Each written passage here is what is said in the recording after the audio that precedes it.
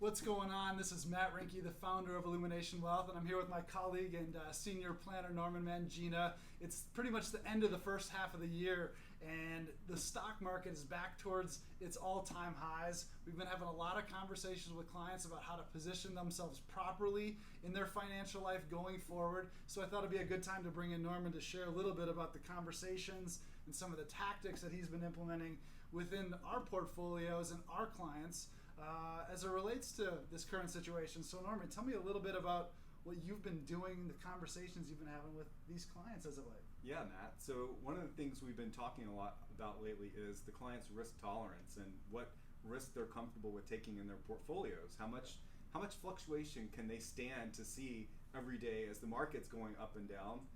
What are they comfortable with so that they don't decide they need to sell at the wrong time? And so one of the ways we do that is we have a tool that allows us to take them through different scenarios in the market. And what would you do in this case? So thinking ahead of time, before it actually happens, what would you do if the market dropped 20%?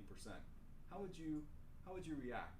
Yeah. And so we gauge that, we go through this exercise with our clients to understand that and really understand their risk tolerance so that we can build a portfolio that they're comfortable with, that they're not going to be concerned with as it's fluctuating. Yeah, so I think what does that mean for you guys out there is you need to be doing the emergency planning before the actual emergency. So with the market back up high, now is the time to prepare yourselves for what would happen if it declines so you can behave properly through that environment.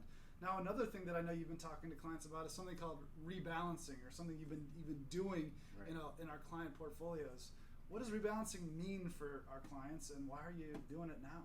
Right. So rebalancing is basically getting your portfolio back to the original target allocation that you set. So we may set an allocation with the client of 60% stocks and 40% bonds, and over time that allocation gets out of whack because stocks do well. They do better than bonds, and so the value of the stocks in your portfolio are higher. Yep. And so the rebalancing is a process that takes the emotion out of your investment changes, and it gives you a guideline, an objective measure to know, all right, when do I need to sell because, hey, this asset has grown a little too much, it's time to sell it.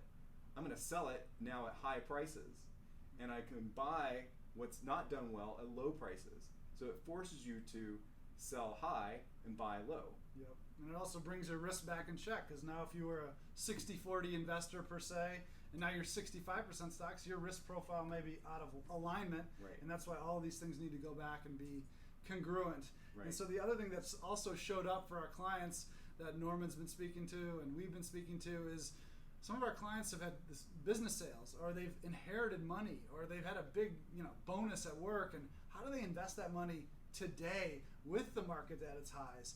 And there's not a right answer for everybody, but what's critical is that just like we want to take the emotion out on the rebalancing, we want to make sure that there's a clear systematic process that tells our clients when to invest, how much to invest, and in what distinct asset class. How much in stocks, how much in bonds, and there's different ways to do that. Some people might call it dollar cost averaging. There's even smarter cost averaging and smarter ways to do it necessarily than pure dollar cost averaging. You could use a percentage decline in the market to then allocate more to the portfolio.